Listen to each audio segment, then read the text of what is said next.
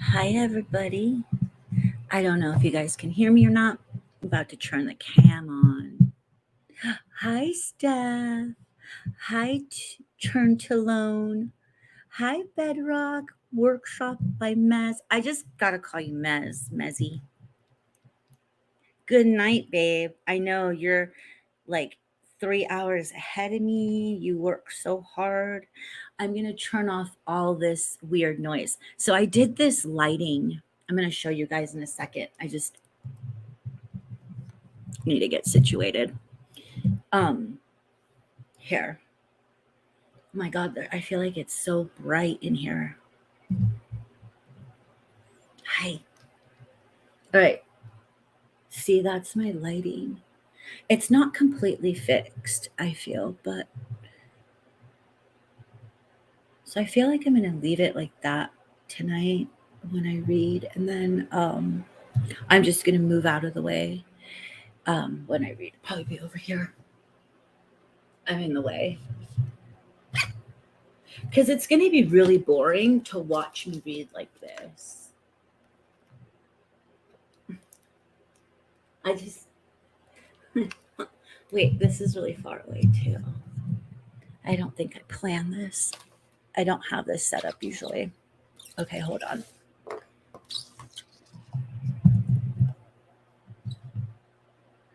I think that's a better view than looking at me because it's like a cozy sleep type of thing. But I'm going to turn off that fan. Hi, Easy Money. So, tonight, you guys, Ressler is going to talk to us about staging and how staging was always throwing cops off before profiling got involved.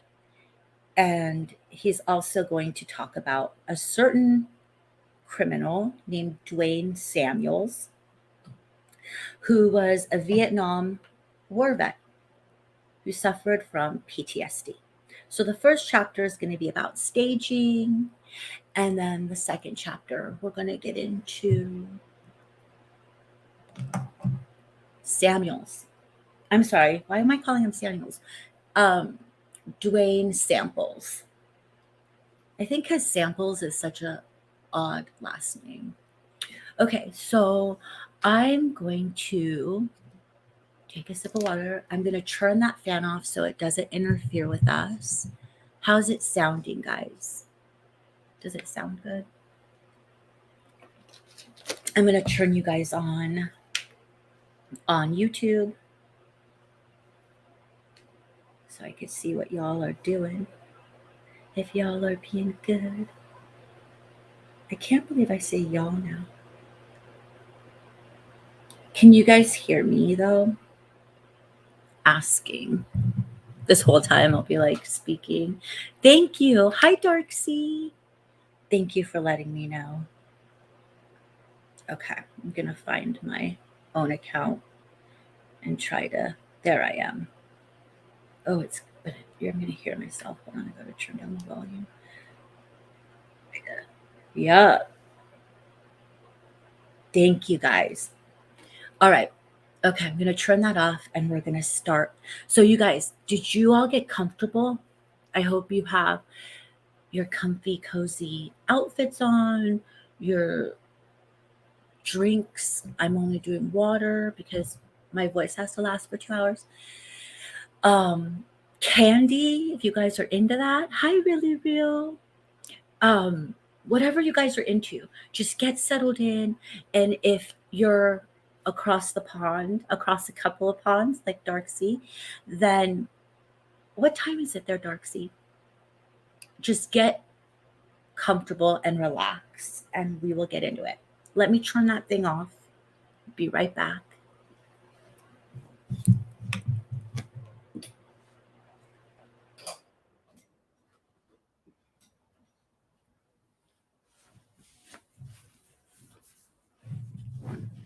So this is going to be a little different because I feel like I'm going to be on a little bit. I don't know why I can't hear myself. It was there, now I don't hear myself. So, okay. just going to have to deal with it. It is dark sea, 11:30 a.m. It's about lunchtime, huh? So enjoy your lunch with me, you guys, if you're across a couple of pods. Okay. So this is chapter 8. It's called Staging, Pattern of Deceit. I kind of don't want to be in frame because I feel like I take away from it. Odin's in frame. There you are, Odin. Okay.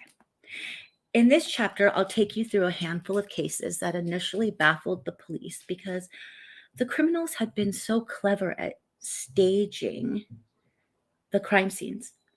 One of the most helpful consequences of our experience in profiling and our research into the minds and criminal methods of incarcerated murderers is extra knowledge about how some organized criminals work hard at throwing the police off their tracks.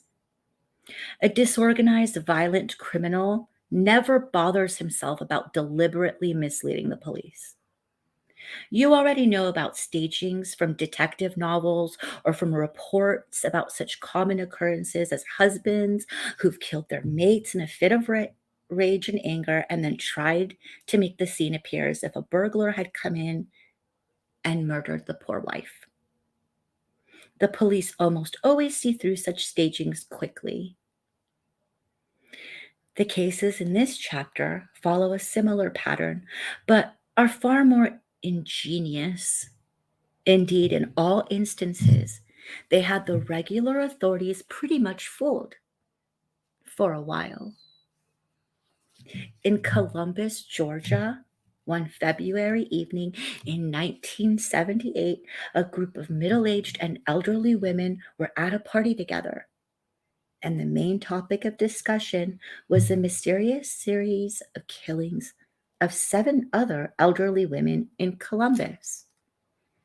At one point during the evening, in a demonstration of how completely the fear of the killer had gripped the city, 7 of the women guests emptied their purses, revealing 7 handguns that fell out onto the carpet. In fact, the killings were terrible. Elderly women, some of whom had been raped, and all of whom had been strangled to death with nylon stockings in their own homes. Everyone was terrified of the stalking strangler. Some forensic evidence obtained at the crime scene suggested that the killer was a black male, but the police had been unable to narrow the search beyond that. There was tremendous community pressure on the Columbus police and their chief. Fortunately, that chief was not the stereotypical backwoods lawman, but one who had an advanced degree in police sciences. Nonetheless, he was reluctant to do as the media asked: call the Georgia Bureau of Investigation and the FBI for help, because he didn't want to lose control of the case. Then the chief received an unusual handwritten letter on U.S. Army stationery addressed to him. It was reprinted. It is reprinted in part just below. In the original, the capital and lowercase letters are all about the same size. I just want to show you guys this really quick since the camera is on. Let me figure out how to do that. I don't know if it's focusing. See how is it focusing? I hope it is. But see how it's like some letters are capitalized and some aren't. So that's part of the letter. Okay. It says, "Dear Sir, we are an organization composed of 7 members. I'm writing this letter to inform you that we have one of your Columbus women captive. Her name is Gail Jackson. Since that coroner said that the strangler is black, we decided to come here and try to catch him or put more pressure on you. I see now more pressure is needed. At this point, Gail Jackson is still living. If that strangler is not caught by 1st of June 1978, you will find Gail Jackson's body on Winnington Road. If he's still not caught by the 1st of September 1978, the victims will double. You have until Sunday for reply. Don't think we are bluffing. We are call the forces of evil. I so badly want to give my 2 cents on this letter, but I will refrain and just read. But I will say, I wonder if he brings this up is the pronoun change. I had to say that. It's like a tick. Okay, back to this book. The letter cautioned the authorities not to make too much of the fact that the letter was written on military stationery. Anyone could get a hold of that, the writer suggested. The message of the letter seemed to be clear.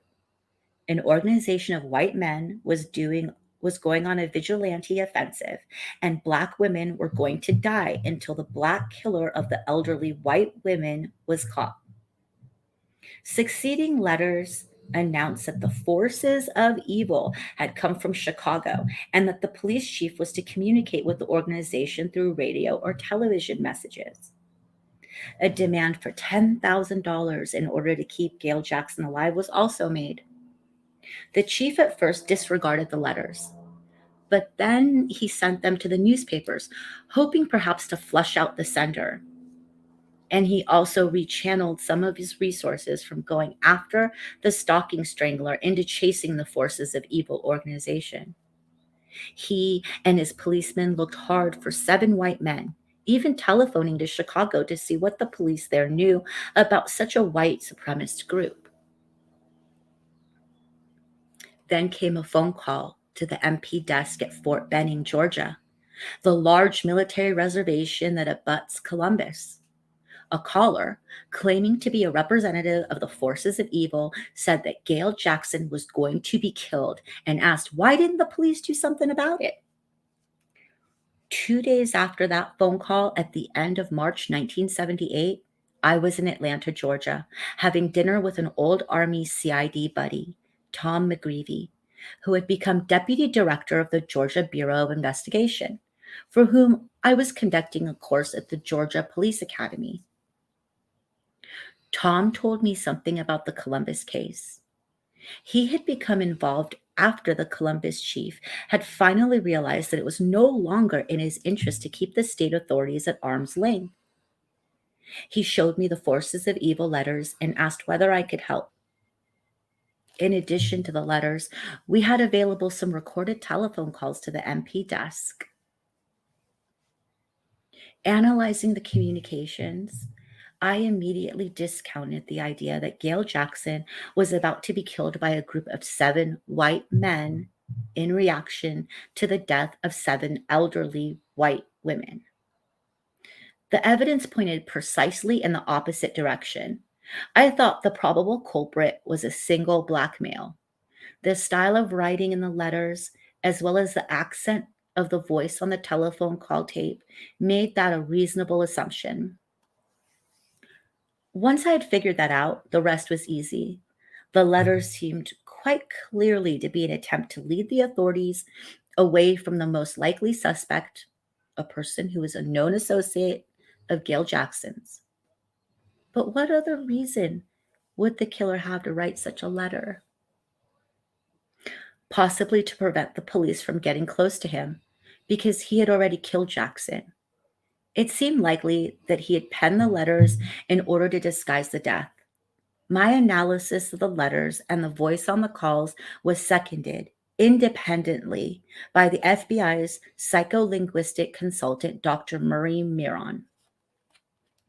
The MP desk at Fort Benning received another call on the 3rd of April that said Gail Jackson's body could be found 100 meters from Fort Benning.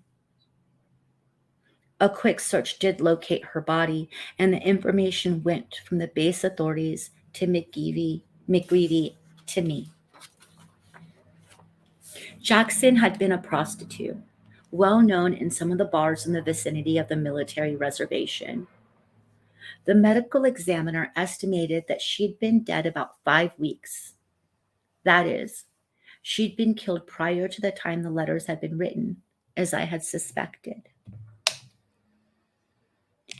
Now, with some more details in hand, I was able to come up with a more detailed profile. Often, the best way to approach a profile is through victimology, through looking at the victim's background. Was this a low risk or a high risk victim? What areas did she frequent? What was her daily routine? What was her lifestyle? Who would she be likely to consort with in such a lifestyle? Jackson, also known by several other names, had been a Black prostitute who piled her trade among the Black servicemen of the large military installation at Fort Benning, and she had frequented the streets and bars near the base. I concluded that the killer was someone so close to Gail Jackson that his name or identity would inevitably be churned up in any investigation of her life. And that had been the reason for his attempt to lead the authorities 180 degrees in the opposite direction. That is, away from his own characteristics. He had chosen to portray Jackson's abductors as 7 white men from Chicago. I pegged him as a single Black male, 25 to 30 years of age, an enlisted man on the Fort Benning complex, possibly a military policeman or artilleryman. I was certain the killer was in the military because of the references in the letters and phone calls to meters and the way he kept calling authorities vehicles, or he kept calling automobiles vehicles. His inadequate English made it certain that he was not a college graduate, therefore not a commissioned officer, and I thought it likely that his rank would be no more than an E6. As for his age, the reader already knows that most serial killers are in their 20s or 30s. I guessed he was in his late 20s because that would commiserate with a person of modest education in a middle-ranking military position. The latest Forces of Evil letters had mentioned the name of another Black woman, Irene, whose last name the writer did not know, and said she too would be killed if no action was taken. I guessed that she was already dead, and I recommended that all phone booths on the base be kept under surveillance. They were, and the recording system was in operation. But when a call came in, the MP at the desk was so upset that he forgot to turn on the recorder. Following the instructions of the caller, authorities found a second Black female, Irene Thurkield, dead on a rifle range at the fort. She too had been a prostitute. Armed with my profile and the knowledge that both women had been prostitutes, GBI narcotics agents interviewed the patrons of a nightclub on the outskirts of Fort Benning, frequented by Black soldiers. Several people knew both prostitutes and readily named a man who had acted as their pimp. 2 days after the profile was circulated, the military and civilian authorities arrested William H. Hance, a specialist 4th grade attached to an artillery unit at the fort. Confronted with the handwriting, voice evidence, and shoe prints taken at the crime scenes, Hance admitted that the letters had been a complete hoax and confessed to the killing of the 2 women, who he said had been involved with him in prostitution and low-level drug trade, as well as to the killing of a 3rd female at Fort Benning in September of the previous year. Later, he was identified as the murderer of another young Black woman at another post where he had been stationed earlier, Fort Benjamin Harrison in Indiana. As McGreevy said in a letter of appreciation to the director of the FBI, the profile data turned out to be right on the nose in every respect. And on behalf of his agency and that of the Columbus Police, he expressed his gratitude to me and to the Bureau for the wholehearted, professional, and immediate efforts that supported the investigation when we really needed all the help we could get. I had initially thought it likely that Hans had also committed the strangulation murders of the elderly white women, but this possibility was dismissed when the forensic evidence did not match. Released from chasing the figment of Hans's imagination, the Columbus police and the GBI continued their investigation. Good police work finally paid off. In one of the early murders, a pistol had been stolen from the victim's house, and later the police got a tip concerning this pistol. The weapon was traced to Kalamazoo, Michigan, then to some other cities, and ultimately to a small town in Alabama, where the man who admitted having it said it had been given to him by his nephew, Carlton Gary, who lived in Columbus. Gary, it turned out, was a black man who had killed in New York and gone to prison for his murders. Then he escaped, hidden out in South Carolina, and robbed many restaurants before returning to his place of birth. His mother had been a maid in many of the homes of the women that Gary had strangled. Gary was apprehended, convicted, and sentenced to death. He is still in prison, as is William Hans. Just after the Forces of Evil case, the Army requested that the FBI conduct training sessions for the Army in hostage negotiations. And I donned my military hat and went over to Germany to teach at the school. Thereby hangs a long story, but to shorten it, I'll just say that during my 20 years in the Bureau, I maintained my reserve status in the Army.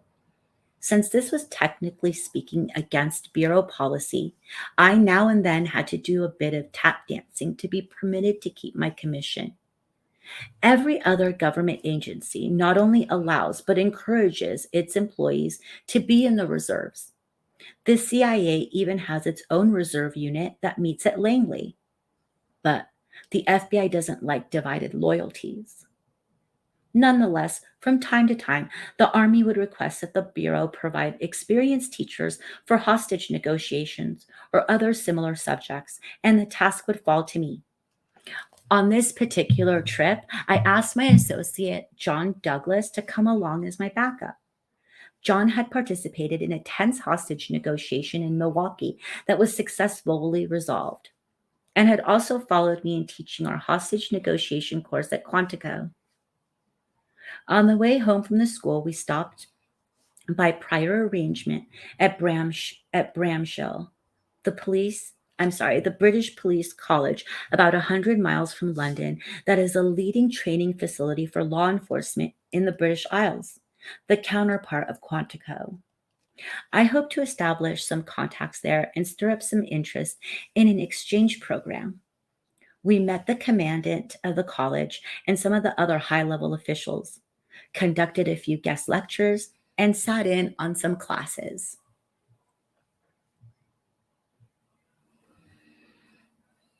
The British expressed quite a bit of skepticism about what we American blokes said we could tell about a case just from looking at crime scene photographs. And this became the meat of an after-hour session at the local lounge, to which the lawmen regularly repaired at the end of a long day.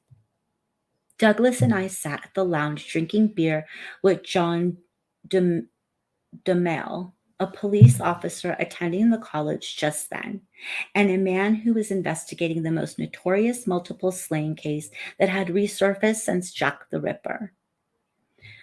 The unknown killer was called the Yorkshire Ripper, and he had murdered 8 women in Yorkshire, most of them prostitutes, over the course of the previous 4 years.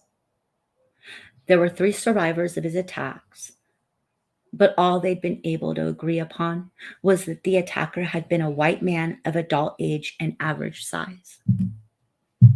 The police had no good suspects.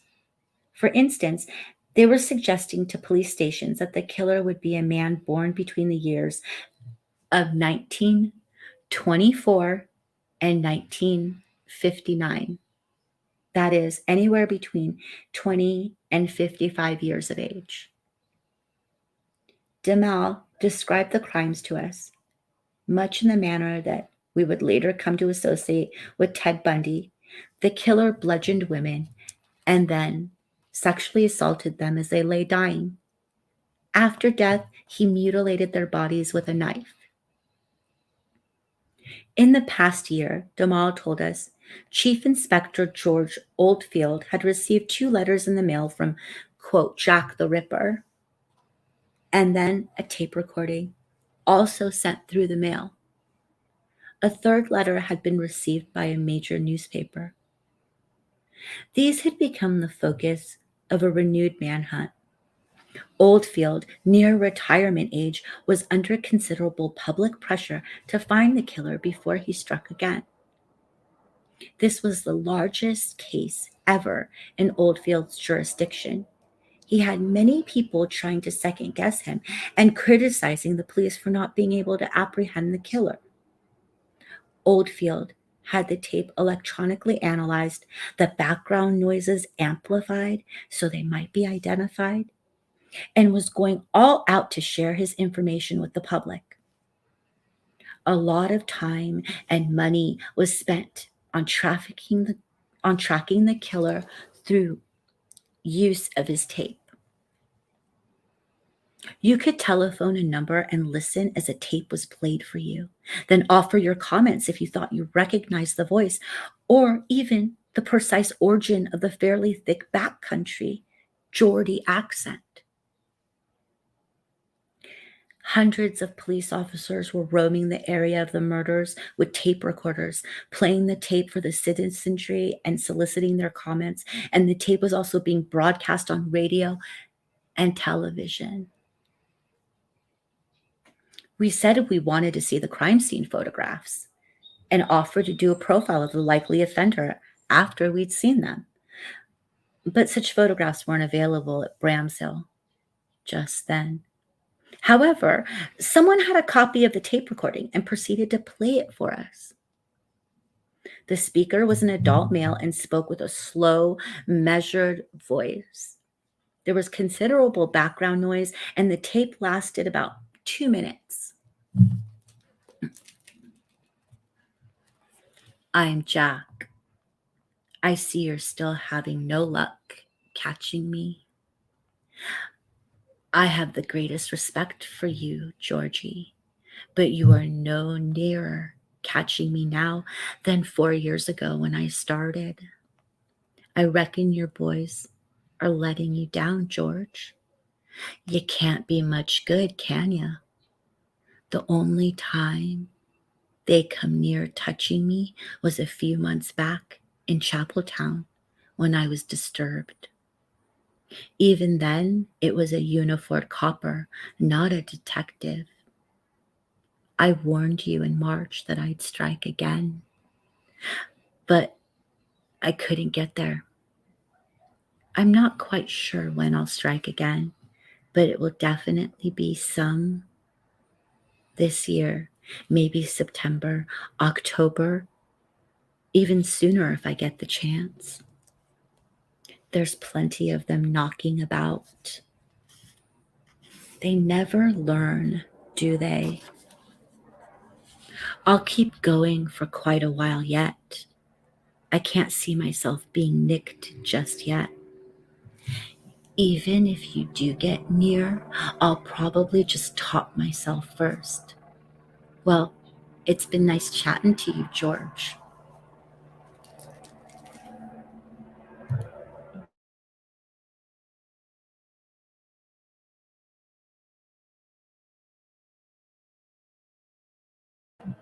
The helicopter noise.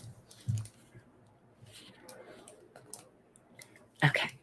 Jack also encouraged Oldfield to listen to the quote catchy tune on the tape, which turned out to be an extract from a record entitled Thank You for Being a Friend.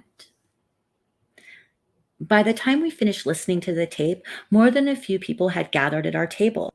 Under the needling stimulus of the Brits, I said to Demel, you realize, of course, that the man on the tape is not the killer, don't you? He was thunderstruck. John Douglas concurred in my evaluation of the tape. It was a hoax designed deliberately to flummox the police and perpetrated by someone other than the murderer. The two of us then lit into the subject. We told the assembled crew why it was quite clear that the tape was a product of a hoaxer, because what the person on the tape said seemed totally inconsistent with the crimes as Demel had described those killings to us. We thought that the killer was not the type of extroverted man who would be communicating with the police, that he was a quiet, introverted, woman hating type. Didn't they understand that his style of quickly rendering the victims unconscious and his post-mortem mutilation showed that hatred of women? The voices around the table took on tones of distinct challenge. If the tape sender was not the killer, then what sort of man did we think the killer was? We were being asked to do an instant profile, just the sort of thing we are most reluctant to do. We protested that we didn't have a crime scene photos, but the officers gave us more details and would not be denied. Put up or shut up. Fortified by another round of beer, we winged it. The killer, we said, was undoubtedly in his late 20s or early 30s, probably a school dropout or a man who had not been through higher education. We postulated that he was able to enter the areas of the murders in a way that rendered him near invisible. He got there without people paying attention to him because his business regularly took him to various areas. He would be a cab driver or a truck driver or a mail carrier or possibly even a policeman. We thought that he was not a total loner and would have a relationship with a woman, even though the absence of sexual penetration of the victims suggested that he had some serious mental problems that had taken years to develop. By the time we finished elucidating this rump profile and defending our conclusions, DeMille invited us to go to Yorkshire to look at the crime scene photos. We were unable to do so because we had to get back to Quantico. So I invited him to bring the crime scene materials to us in the United States as soon as he could. He didn't come and the materials didn't arrive. I later learned that Chief Inspector Oldfield had adamantly opposed him showing us those materials and totally disagreed with our rump profile. He could not stomach our explanation of the crimes and the fact that the audio tape demonstrated so easily that he had been misled and that thousands of police man hours had been wasted in a fruitless search for the wrong man. Sometime, and more victims later, Oldfield was replaced as chief of the investigation. The hunt for the killer had cost nearly $10 million. The police had questioned 200,000 people, made 30,000 searches of homes, and 180,000 vehicle searches. It was not until 1981 that the case of the Yorkshire Ripper was solved. During a routine police check in a prostitution area, a man was stopped, and evidence later connected him to 13 killings and 7 other assaults. As we had predicted, Peter Sutcliffe was a 35-year-old married truck driver for an engineering firm, and he regularly traveled around the country for the purposes of his job. After Sutcliffe's apprehension and conviction, some further spade work finally revealed the identity of the man who had perpetrated the audio tape hoax.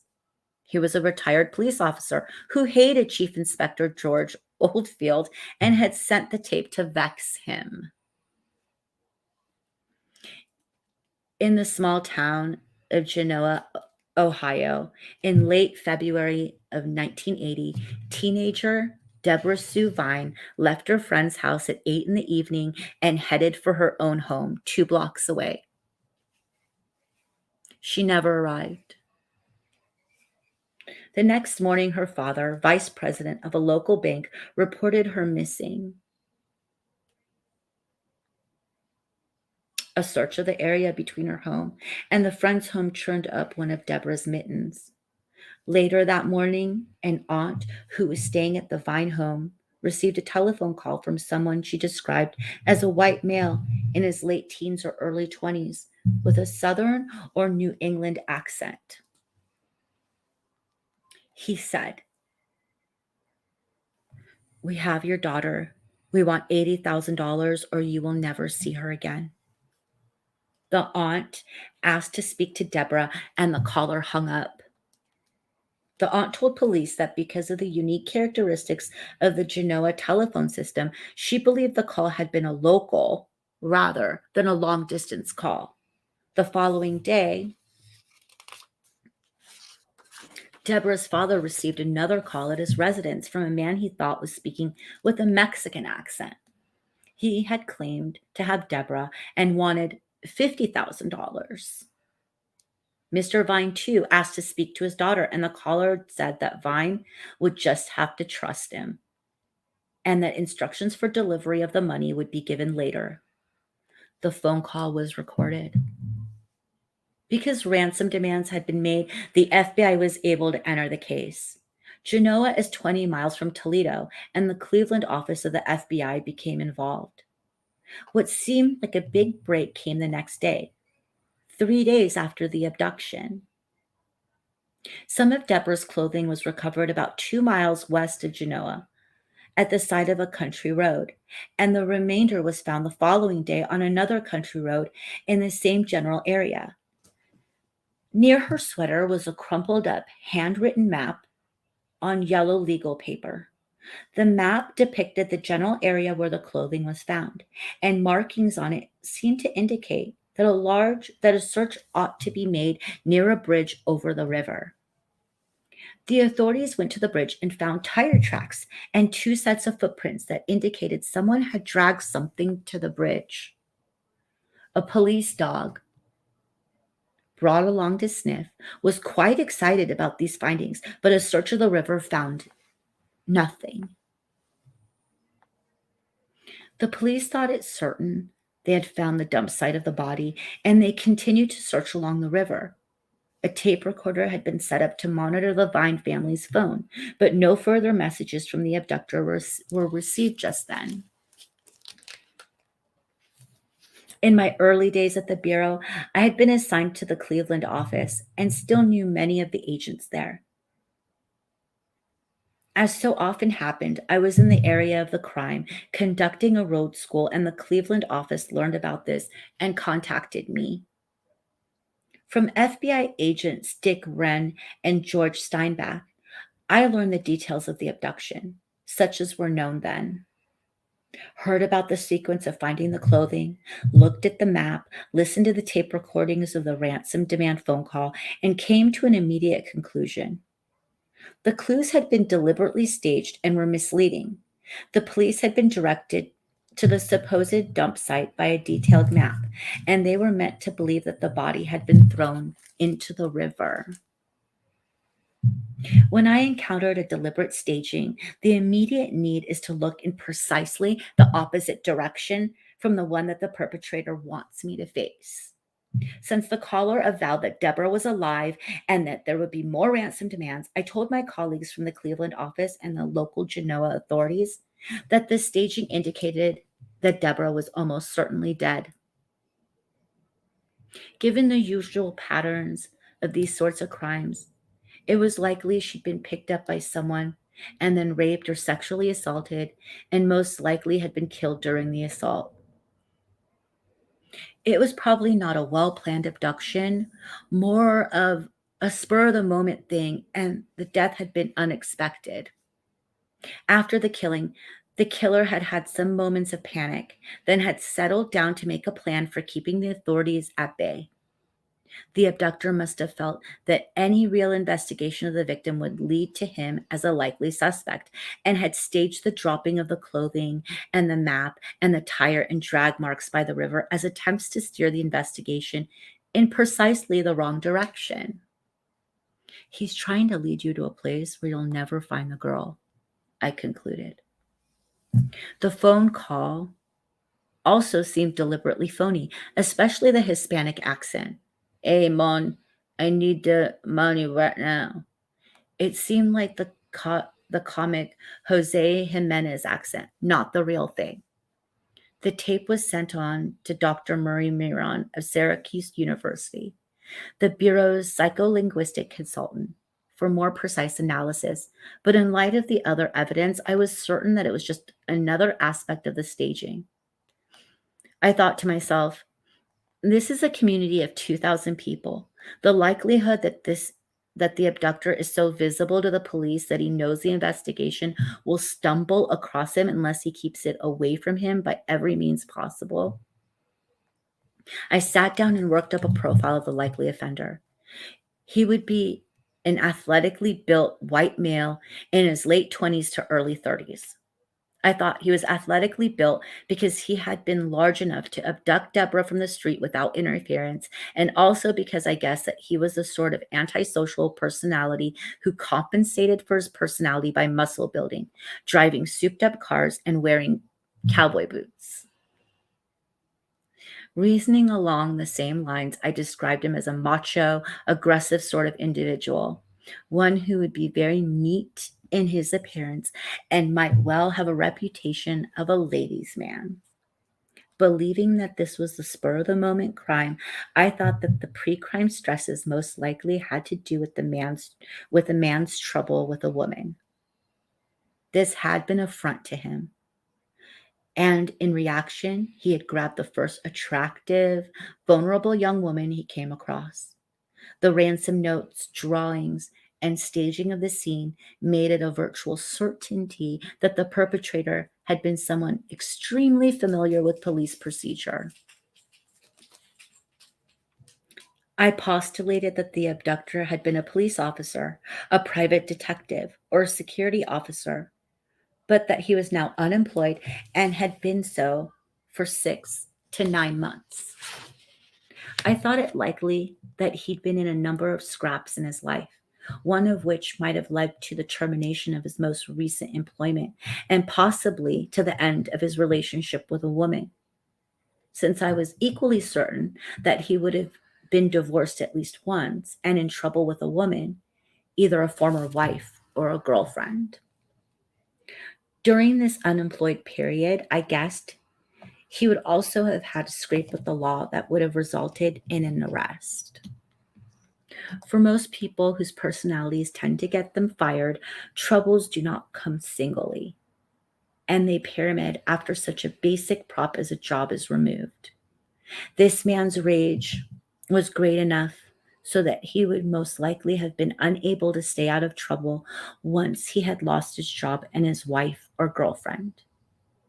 I guessed that as an ex-law enforcement man, he would be driving something that resembled a police car, a late model automobile, a sedan painted in dark colors, with a CB radio or a device to monitor police frequencies, and the antenna on the car positioned on the rear fender or in the center of the hood.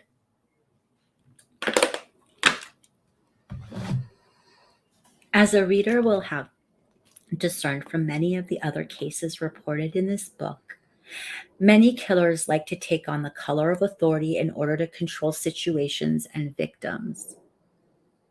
In some instances, and not as rarely as I would like, since I've spent my professional life in law enforcement and have great respect for the vast majority of officers who uphold the law, the same urge to use the color of authority for nefarious purposes is present in people who manage to get themselves on police forces. Sometimes it happens that an officer is kicked off one force for infractions that don't quite add up to an indictable crime, but are serious nonetheless. He tells the next force to which he applies that he was severed, say, because of a personality conflict with a superior, certainly a common enough occurrence, and manages to get hired again. In chapter 6, I discussed Gerard Schaefer, whose employment history as a police officer fit that pattern. In the Genoa case, my profile produced 2 prime suspects, one of whom was a 31-year-old officer recently fired from the Genoa Police Department for cohabitating with an 18-year-old girl, and a second one who had at one time been with a neighboring police department and had most recently been a railroad detective, and who had been fired from that last job 9 months earlier. The first man had been hanging around the fringes of the investigation and making himself overly cooperative. That sort of behavior often masks guilt because the offender tries to learn what the police know so he can stay one step ahead of the authorities. Though I advise the Cleveland office against a polygraph on either of the likely suspect because true psychopaths are frequently able to beat the box, the Cleveland office decided to give the first suspect a lie detector test. Then they called me to tell me that the suspect had passed. I asked whether his alibi had been verified, and the answer was, "What for? He passed the polygraph test." I requested that they verify his alibi nonetheless, and that was done. This first former police officer was eliminated as a suspect. The second man's name was Jack Gall, and he seemed to fit the profile extraordinarily well. He was having difficulty with his former wife, with whom he jointly owned a several cabin resort on a Michigan lake that they were trying to sell. While in Michigan, after a separation from the railroad detective force, Gall had been arrested for burglary. He owned a late model Monte Carlo, complete with CB radio, and so on. In fact, he fit the profile so precisely that it was decided to keep only a loose surveillance on him in hopes that he would tip his hand. Several weeks went by before the victim's father received another phone call at his residence from the man with the Mexican accent, telling him there would shortly be instructions on where to drop the ransom money.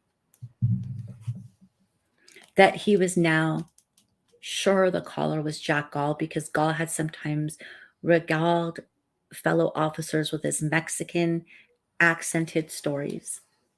A fourth call came the next day, April 10th, and was successfully traced to a payphone on the outside wall of the Woolco store a few miles from Genoa. Surveillance was put on the payphone in hopes that a kidnapper would use it again. That simple, obvious step led directly to the conclusion of the case. Watching the phone paid off almost immediately. The next afternoon, agents in a van parked near the phone saw Gall approach and make a call. At the same time, Mr. Vine received a call at his home. The caller said, "Tonight's the night," and told Vine that precise instructions would follow in the evening.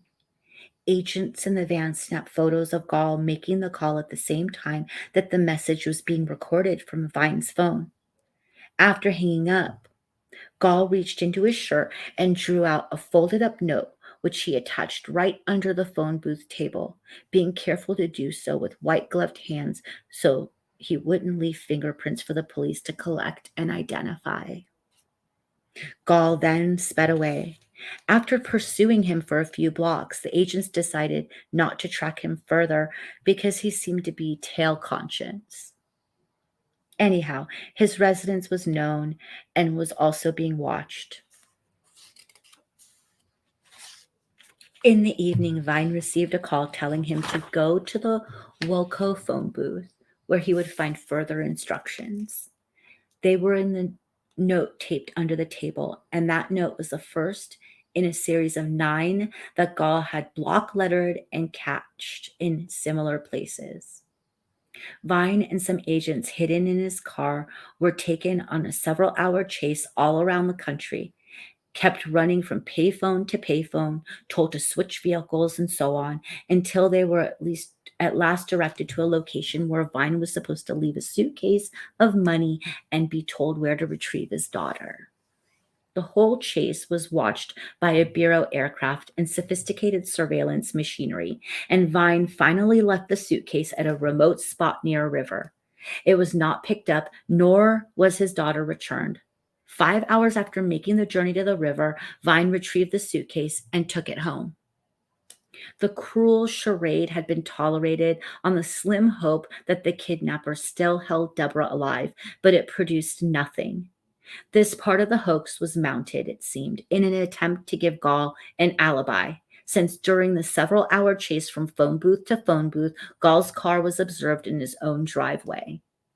That actually did not provide him with an alibi, since all the latter moves were directed by the series of 9 notes, and Gall could have called the payphones from his home number.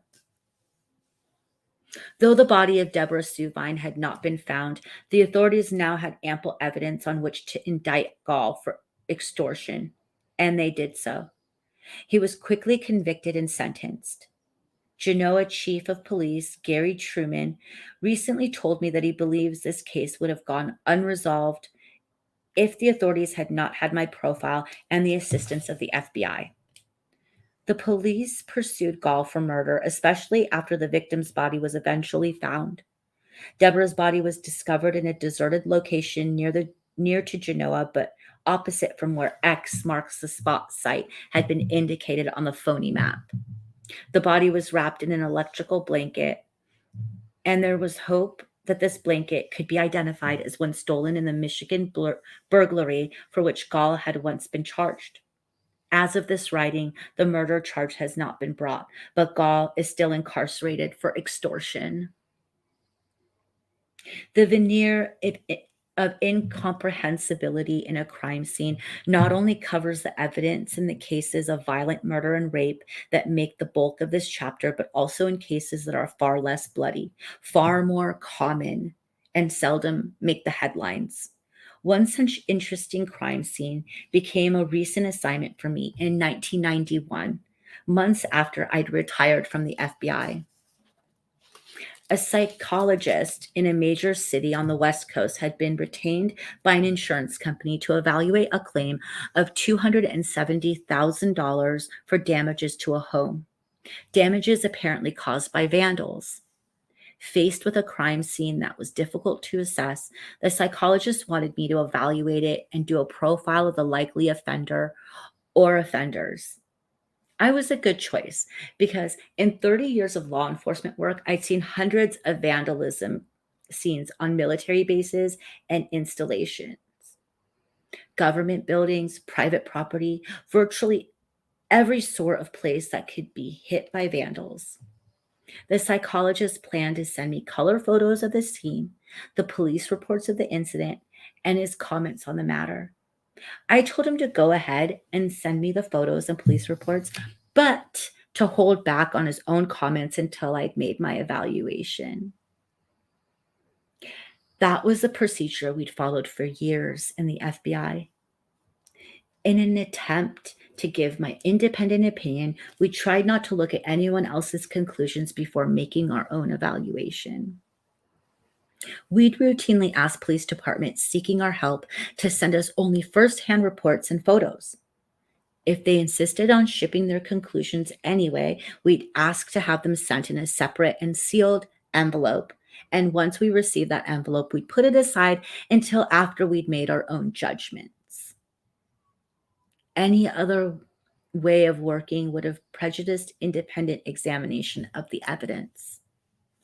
A few days after my conversation with the psychologist, a packet of photos and police reports arrived in the mail, and I spread them out on a desk and began to peruse them. There were dozens of photos of a single home that was in a complete mess. At one time, it had been a lovely suburban house, but it had been trashed, apparently by vandals. The owners were seeking more than $250,000 from the insurer. That was a large sum, enough to prod the insurer to obtain some outside opinions on the damage. Peering at the photos and reading the police reports, most observers would see at first glance that the home had been overturned and was in total chaos, with spray-painted graffiti, upended and broken valuables, smashed door jambs. Damage was spread through the living room, halls, kitchen, main bedroom, and bath. Walls, furniture, paintings, clothing, vases, jade carvings, and other items had been broken and defaced. Curtains were down, glass over art prints had been cracked, spray paint graffiti could be made out in various locations, on walls, furniture, and the like, in single word clusters such as asshole, ass, suck, cunt. There was also two-word inscriptions, fuck me. You may have seen such a scene yourself, though probably not in real life. More likely you saw it in a film or on a television show, with the damage attributed to teenage males, misunderstood rebels who were, quote, acting out their aggression against society. It's a familiar fictional theme. These photos didn't show me that, however. First glances can be deceiving. The vandalism wasn't exactly what it appeared to be, and certainly didn't reflect what I knew about teenage male offenders. Vandals usually travel in groups, packs, if you like, composed of a strong leader and several inadequate and subordinate followers who take their cues from the leader. Sometimes a vandal is a single individual, a lone, antisocial adolescent male whose act is a deliberate lashing out at society at large, or against an authority figure known to him. Damage from such vandals is usually random, indiscriminate, and accompanied by obscene writings and sometimes by obscene acts performed at the location of the vandalism. The graffiti in particular will reflect the interest and lifestyle of the vandal or vandals. In most cases of adolescent male vandals, these graffiti will have to do with musical groups or will incorporate symbols or of satanic or occult origin, such as pentagrams or inverted crosses. Music that we often have to find attracted to the focus of emotionally unfulfilled youth. Occasionally, in conjunction with such graffiti, we'll find that sexual acts have been carried out at the scene, acts that reflect the vandal's state of mind in that place. He feels he has total freedom of action in the arena he is thrashing, and that he is entitled to take women's undergarments and masturbate in them, or defecate on the rug, or urinate in a closet. Theft of items is common, and food and alcohol belongings to the owner of the site are usually consumed right there and then. Actions that also reflect the vandal's feelings of entitlement. As a matter of course, in the usual teenage male vandalism act, damage is total and few items of value or endearment survive. These photos, however, showed me a different pattern of vandalism. The destruction was not total, but selective. Some of the paintings were damaged, yes, but in some instances, only the canvases were damaged and the ornate frames were left intact. The real damage was to paintings that did not seem particularly valuable. Some Indian art prints, objects whose value I happen to know about, were damaged in an interesting way. The glass over the prints was broken, but the prints underneath were left unharmed. The most intriguing lack of damage was to the large oil painting of a little girl. It was left untouched. Certain vases, statues, and jade carvings seem to have been tipped over onto the floor with some care, and none appeared to have been broken. The unusual teenage vandal would not have left such art objects intact. Moreover, an entire shelf of plants had not been touched. Although the kitchen and the bathroom were extensively thrashed, there had been no real damage to countertops, mirrors, appliances, or fixtures. Doorknobs had been damaged, but not the doors themselves. Other than some minor ceiling damage, no wallboards had been kicked or knocked out. Such kicking is a favorite act of adolescent male vandals. A curtain rod seemed to have been placed gently down on the floor without harming or wrinkling the curtains on it. Some clothing had been damaged, but the torn items did not appear to be particularly stylish or valuable? Was it possible that the vandals had missed virtually all of the expensive or sentimentally important items? The spray painting was also incomplete and inconsistent with the acts of true vandals. It seemed to have been directed at locations that could have easily been cleaned, painted over, or, in the case of furniture, reupholstered. The pattern of the spraying went around art objects and the more delicate valuables. No fetish sex acts had taken place in this particular vandalized suburban home. Finally, there was the graffiti. Single word obscenities are not common to the usual teenage vandal. Today's young thrashers are more apt to leave slogans and names of musical groups such as Slayer, Motley Crue, Public Enemy, or Terminator X. You guys remember when this book was written? Keep that in mind. Among the specific terms used by the spray painter was CUNT. And in teenage usage, this term had been replaced by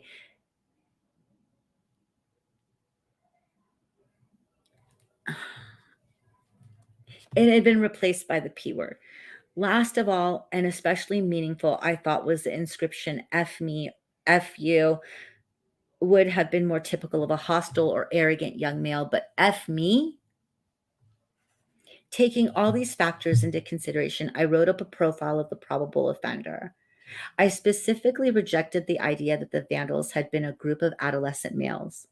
The vandalism was too benign, too carefully done. All the clues pointed away from a group of males and toward a different possible perpetrator. The author of this damage and destruction, I said, was a lone white female, over 40 and less than 50 years of age, specifically someone who had no current familiarity with teenagers. She would be an extremely narcissistic woman and intimately involved with the items and the collectibles that were passed over in the vandalizing of the house.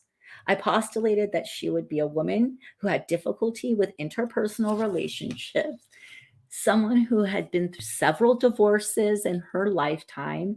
I theorized that she would be a close family member of the owner or renter, and that she had a vested interest in making the acts of violence selective so that she would not wipe out items that she deemed to be irreplaceable. This woman, I guess, had staged the vandalism to make it look like her conception of a typical act of male adolescence. Her attempts at reproducing youthful graffiti dated her and revealed her sex and age. No young male vandal would write "fuck me." This was a middle aged and rather confused woman at work. She was probably not comfortable with the use of foul language, and the inscribed words reflected her notion of what she fantasized male hostility and antisocial behavior were all about. In contemporary terms, however, her choice of obscenities seemed childlike. If she had any children, I wrote, these would probably not include a teenager and not a boy. I thought it likely that that she was the mother of one child, a daughter, and that the daughter did not currently reside with her. My reason for this, aside from her lack of familiarity with teenagers and male children in general, was the presence of the oil painting of the young girl in the home and the fact that it was undamaged. Such an icon usually suggests an absent but favored relative. I thought that there had been a specific triggering event for this behavior on her part, and the perpetrator was probably responding to stressful events that had occurred days or at most weeks before the act of vandalism. There could have been, I said, a matter of money or of men, the loss of a job, or something that caused her immediate future to appear uncertain. Summing up, I said that the motivation for the vandalism was one or a combination of three factors. An angry woman committed the act of vandalism to retaliate against a family member. Looking for attention, this woman transformed her act into the sort of false allegations that we often see in trumped up rape cases. The woman sought insurance money because she had undertaken improvements or renovations to the place and could no longer afford the renovations that she had ordered previously. I put these conclusions and the reasoning behind them down on paper for the West Coast psychologist and sent my findings to him. After he read my document, he called to tell me that the profile described almost perfectly the owner of the home, the woman who had reported the damages to the police and had made the claim for insurance money. White and in her 40s, she had broken up with her boyfriend, had money problems, had a daughter who lived with her former husband, and matched in many other details the personality I had postulated. The psychologist was rather amazed at my perspective. I wasn't.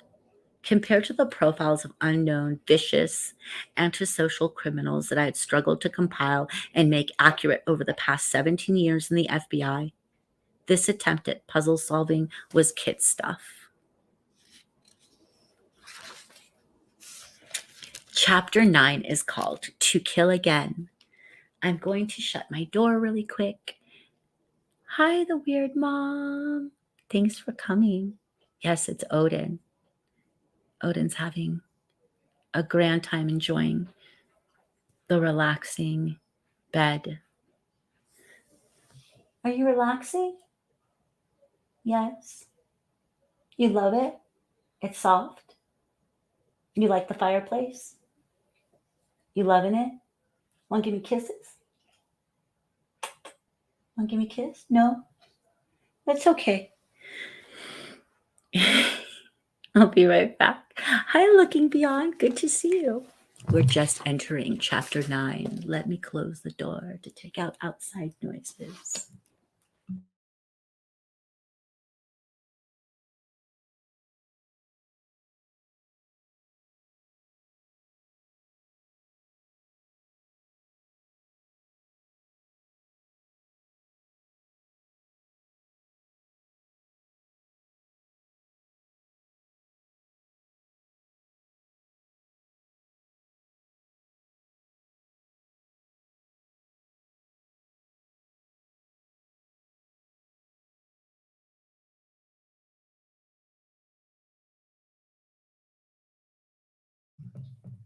Hi, Bammy.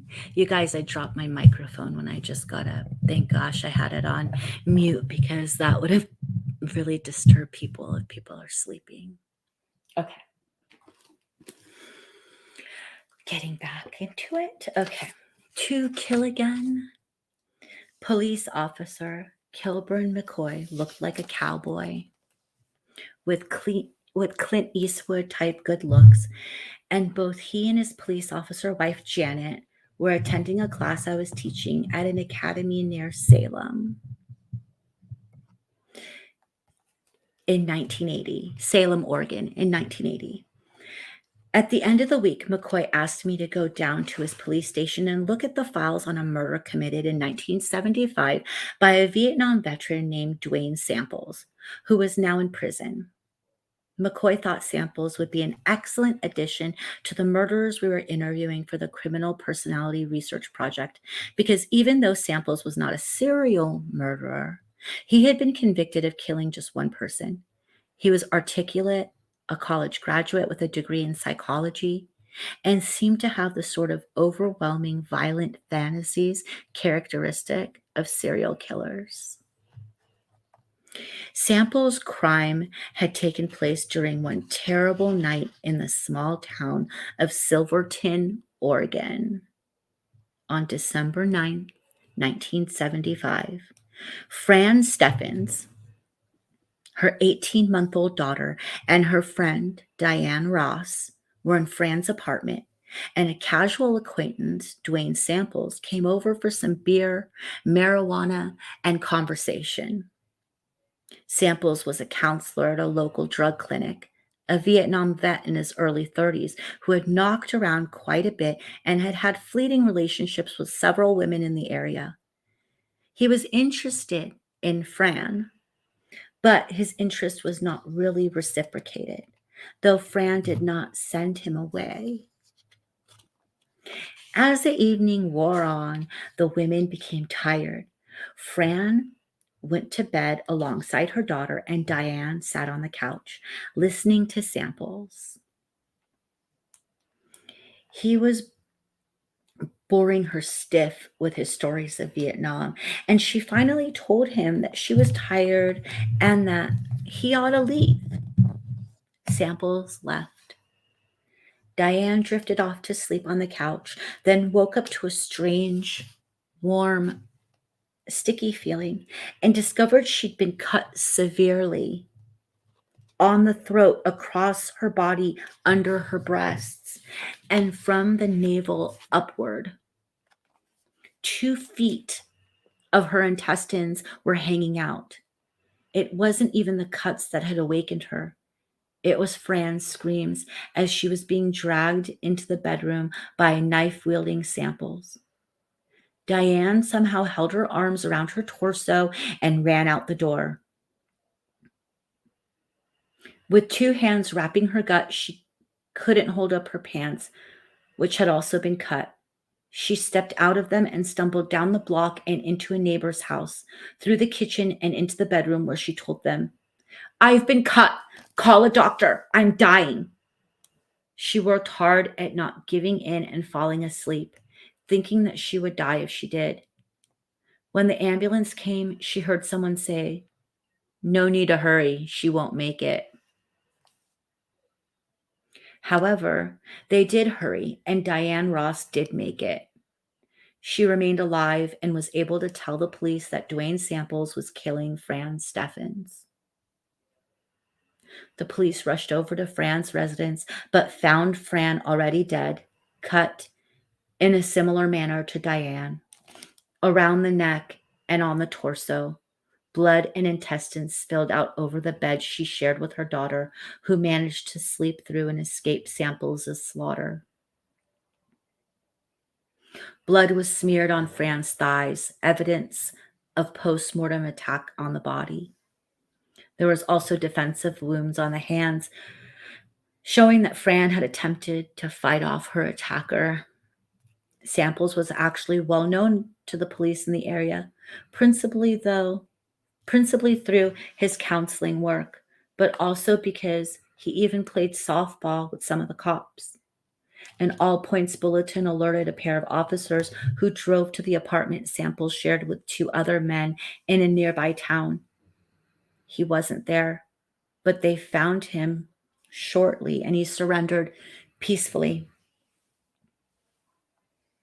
In his pocket, the police found a handwritten note to Fran dated Monday, December 8th, in which he asked her to show the letter to the police so that she could be exonerated from killing him.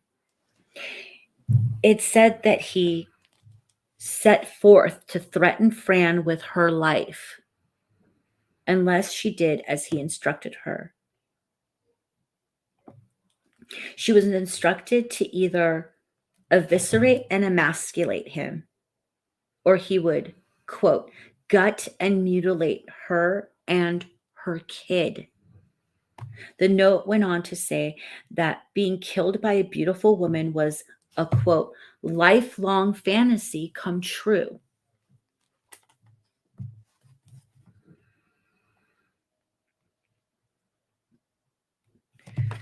And that part of him could, quote, hardly wait to see the blade cutting murderously into him.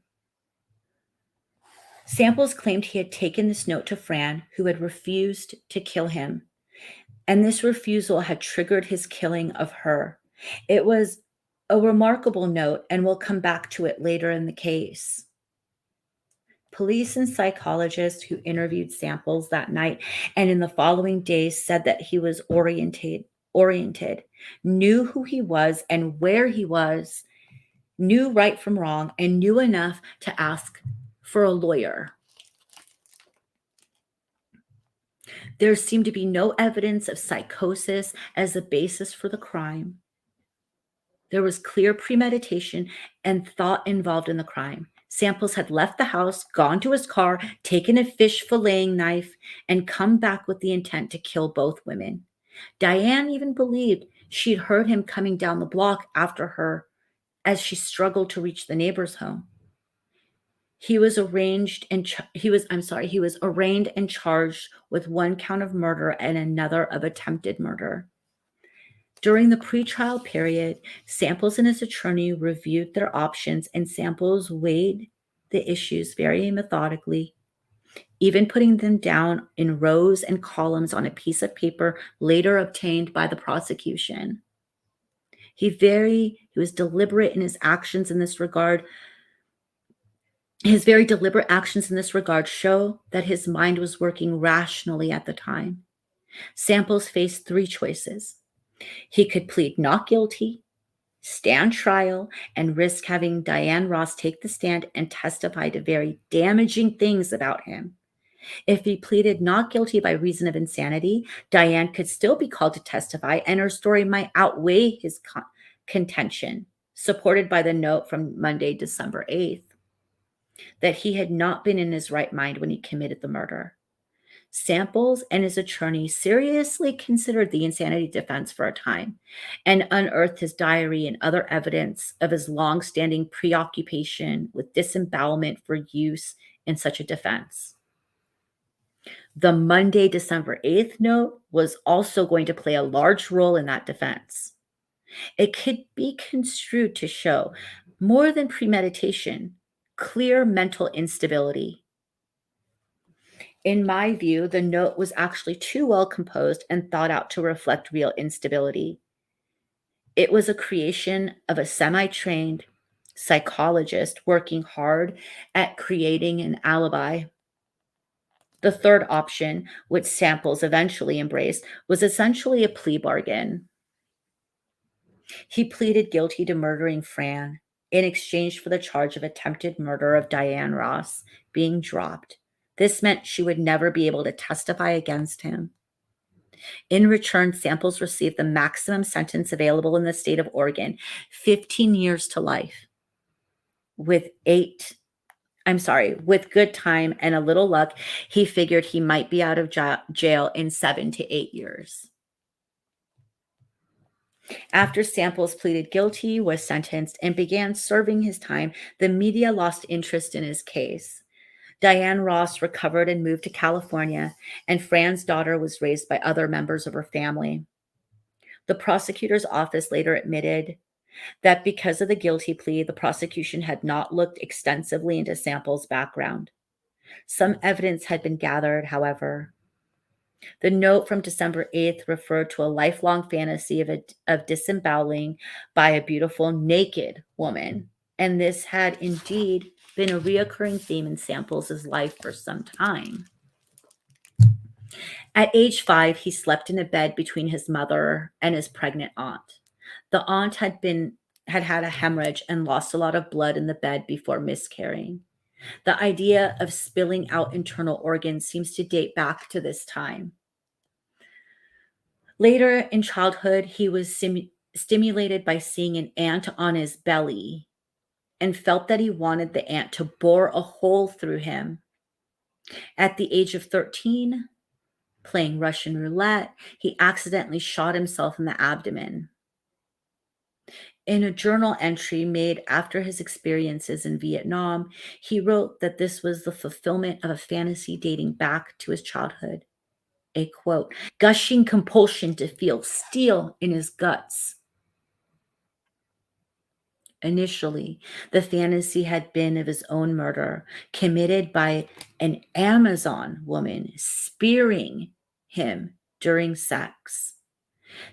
Fran Steffens had been a relatively large and tall woman. He told his psychiatrist that his activities in his youth included, in the words of the psychiatrist's later report, quote, pricking himself with pins or knives while enjoying these fantasies, which he found added to his erotic stimulation. Later, the fantasies included killing the women. He had actually written out his intended MO in a threatening letter to a former lover, well before the murder of Fran Steffens. This letter had many linguistic similarities to his December 8th note.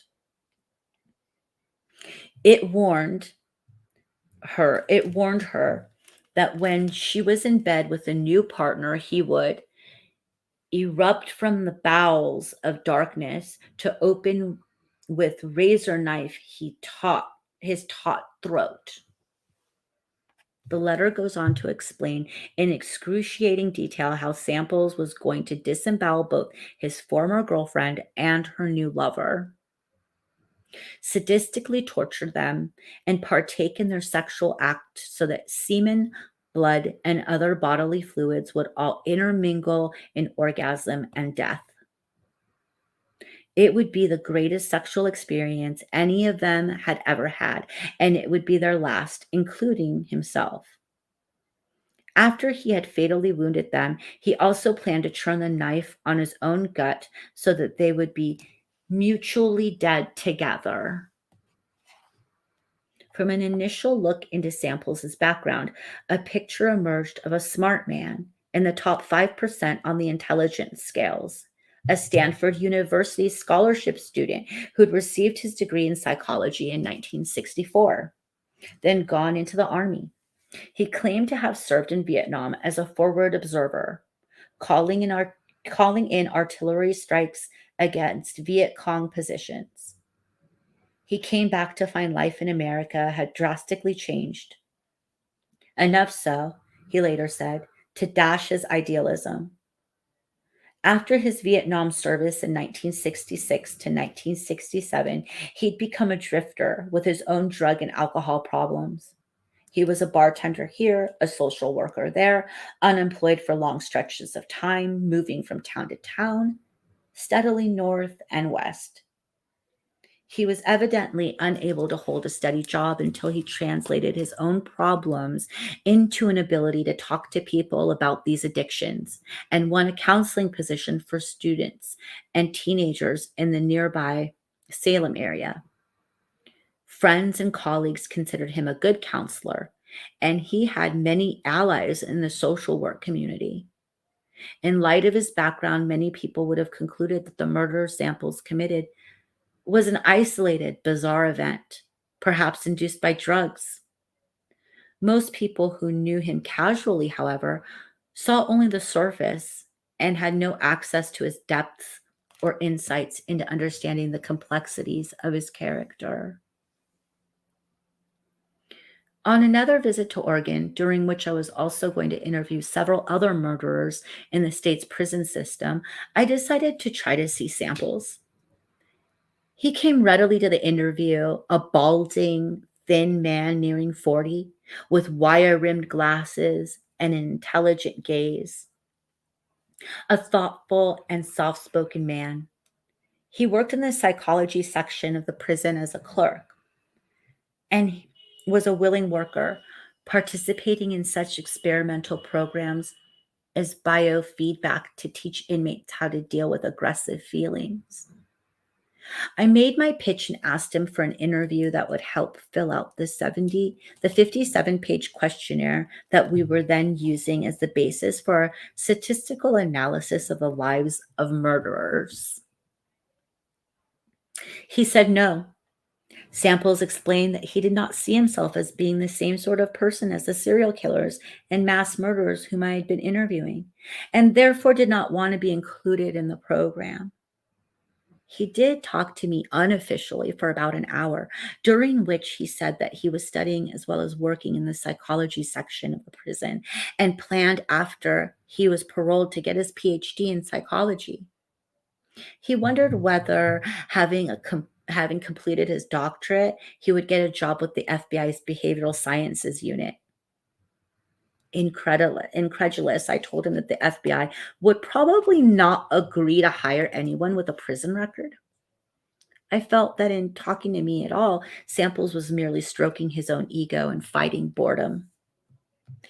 Since he hadn't agreed to participate in the interview program, there was no pledge of confidentiality given.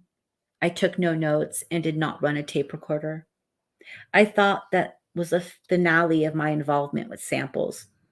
From the pictures of the crime scene and other materials I'd seen, the experts I talked to, and my brief brush with Samples, it was clear to me that he was a classic, sadistic, sexual psychopath. He'd refused to consider himself as such or to be lumped into a category with the others, but he displayed all the signs of such killers, from the quiet demeanor to the long history of fantasy that drove the murder he committed. In our terms, it was a mixed case, which showed dynamics of both the organized and disorganized killer. The crime scene was disorganized because of the gross disembowelment, the mutilation of the body, the blood smearing, and the lack of sexual assault. Samples had been organized in his planning of the murder, however, with a calculating mind. He had gone back to the car to get the filleting knife and then had tried to kill both women. After the murder, he had had the presence of mind to remove his jacket and clean up the crime scene. At the time of the murder, he was a person locked into a sexual fantasy involving violent behavior. Through the presence of drugs and alcohol, he was in the mood to realize his fantasy and had the opportunity because both women were vulnerable. I thought it even more likely that Samples had written the Monday, December 8th note after, not before, the murder, in an attempt to provide himself an ammunition for a plea of not guilty by reason of insanity. It was the act of a man who thought ahead, possibly not at the moment of his destructive act, but certainly in the hours after it, when the realization hit him that Diane had gotten away and that she would certainly be able to identify him. The next I heard about Duane Samples in early 1981 was that Governor Vic Atea of Oregon had commuted his sentence and that he was expected to be released shortly from the Oregon prison system. Samples had actually begun an application for commutation in 1979, and I had been unaware of that at the time I tried to interview him. His concealment in this matter had also caused turmoil in the Marion County District Attorney's office. When the request for commutation was first made, there had been some notification to the then District Attorney, Gary Gottmaker, who had not responded. That first request had been turned down by the governor, but a second request had been made and granted. In the interim, Chris Van Dyke, son of actor Dick Van Dyke, had taken over as Marion County District Attorney, and he and his assistant, Sarah McMillan, had gotten into the act. McCoy had given them my name as a person who could possibly help reverse the commutation. Local Silverton authorities had been alarmed when the commutation had gone through, and they had made their strong protests clear at the county attorney's office.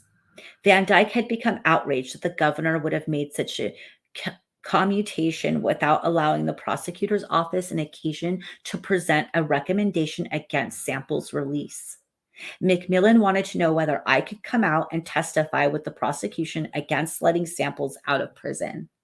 I agreed that he should not be released and told her that I might be able to testify, but that a request for me to do so would have to go through the proper channels. Had Samples previously agreed to take part in the criminal personality research project, I would have disqualified myself. But since he hadn't, I was available if the Bureau chose to allow me to go. Shortly, Chris Van Dyke sent a letter of request to Director Webster, and eventually an arrangement was made that would permit me to travel to Oregon to testify. Samples had asked for a commutation based on two factors: his own rehabilitation and the notion that he had been mentally ill at the time of his crime, but that psychiatry only just recently began to understand and recognize the disease he had had in 1975. So a proper defense had not been available to him at that time. As for his rehabilitation, many people who spoke with him concluded that he had put his crime behind him and had been a model prisoner.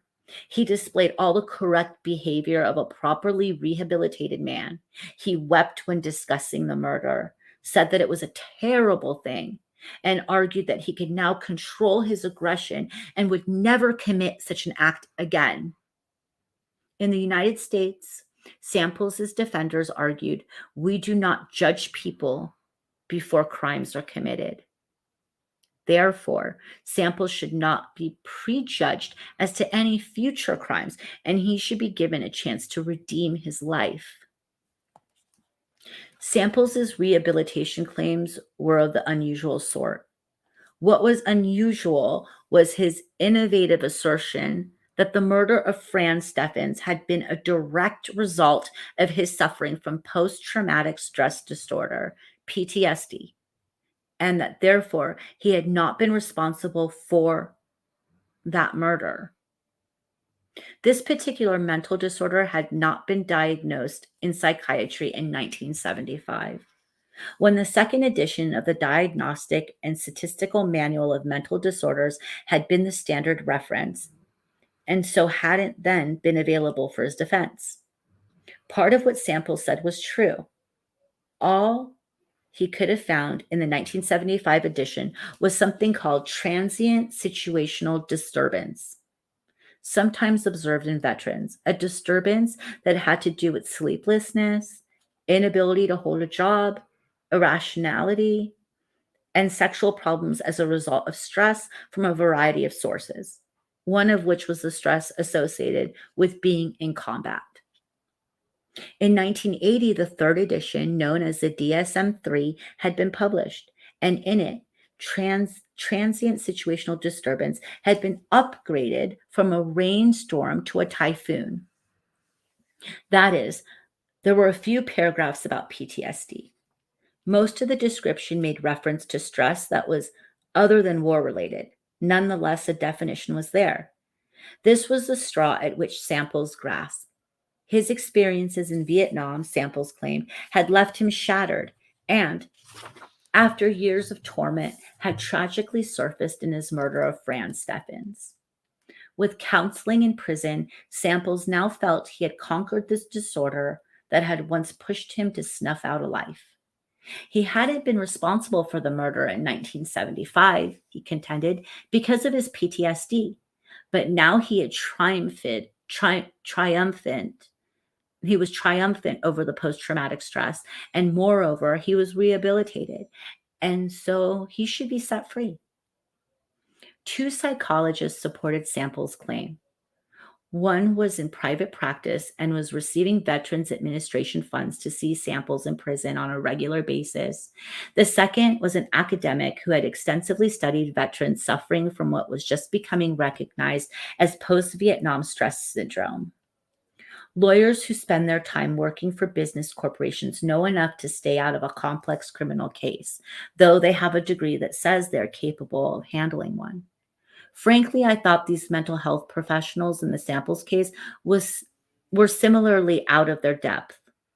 For example, the mass majority of the cases of PTSD that dealt with post-Vietnam stress had to do with veterans who couldn't hold a job, had sexual problems in their marriages, couldn't sleep at night, and had other similar complaints.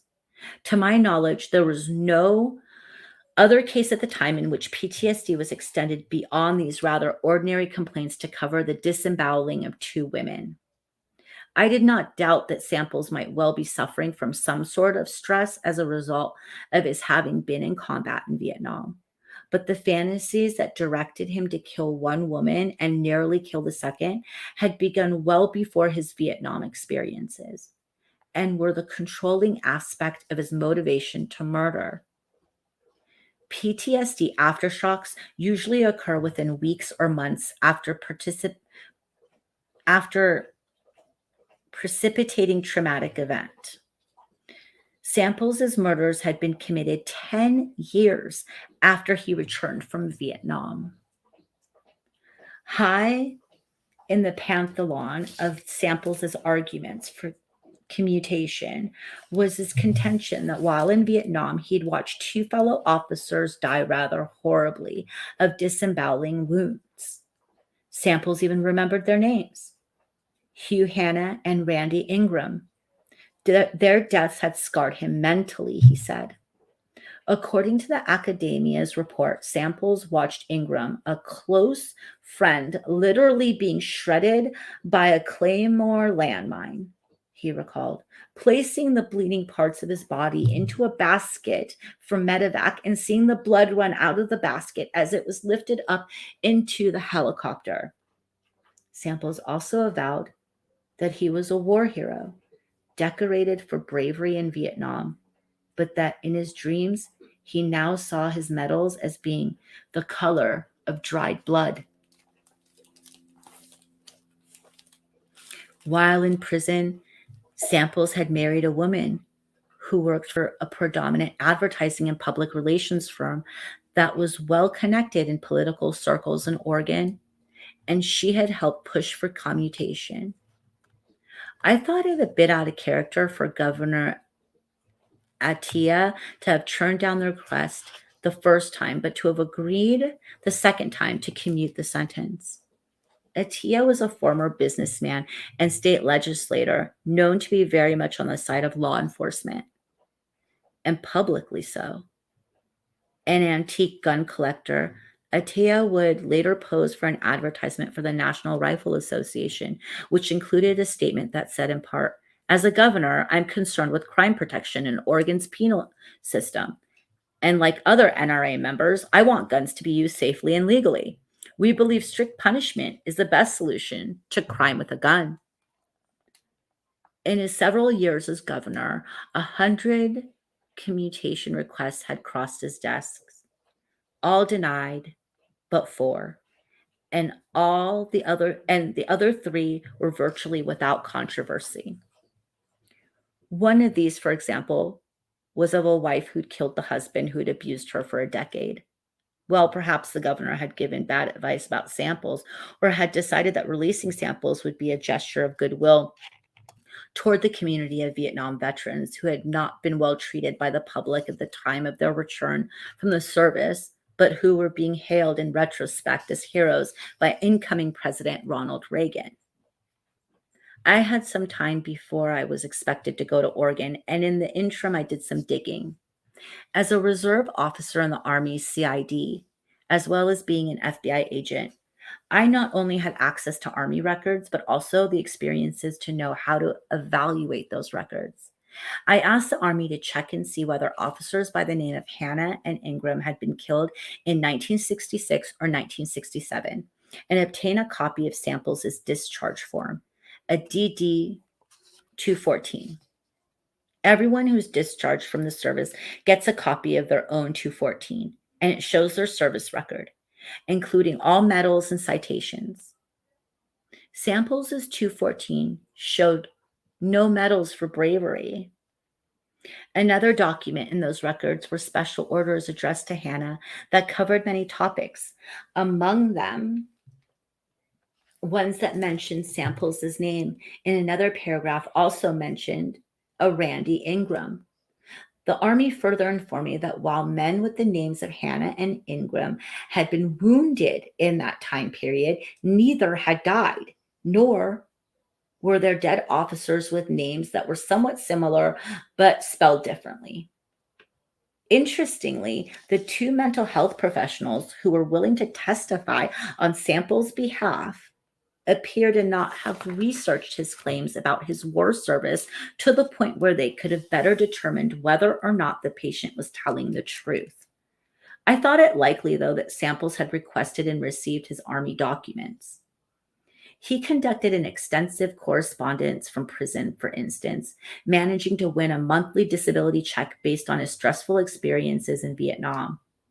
That was why the VA sent a private practice psychologist to see him on a regular basis. To obtain that stipend, he would have had to cite his records. Samples was quite concerned with records and documentation. John Cochran, a forensic psychologist who worked regularly in the Oregon prison system, believed that Samples was a clerk in the prison psychological section, had altered and retyped his own prison records so they would show he had been rehabilitated. This allegation of tampering with the records was never proved, however, as some of the records disappeared entirely. Cochrane was used to working with inmates and thought Samples was a classic sexual sadist. Cochrane repeatedly told the authorities and the press that such a condition was not really curable.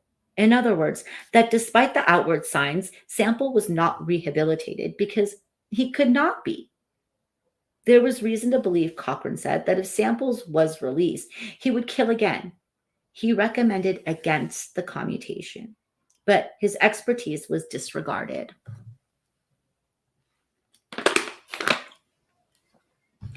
When it came time for me to go to Oregon to see the governor, my wife was in the hospital after a serious automobile accident. Though she was injured, she still urged me to fly out and fulfill my obligation. The controversy over Duane Samples had already reached the press in a big way. The commutation battle had also become a political one, with the Oregon legislature beginning consideration of bills that would undercut the governor's power to issue such commutations. I'm going to plug this in 1 second.